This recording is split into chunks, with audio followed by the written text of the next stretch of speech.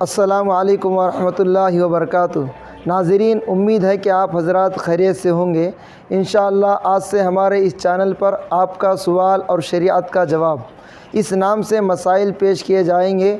امید ہے کہ آپ حضرات ہمارے اس چینل کو سبسکرائب کریں اور لائک کریں، کمنٹ باکس کے اندر اپنے سوالات کا اظہار فرمائیں۔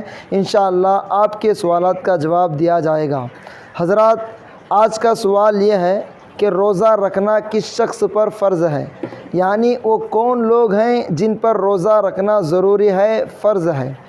جواب یہ ہے کہ ہر مسلمان عاقل، بالغ اور غیر معذور پر روزہ رکھنا فرض ہے۔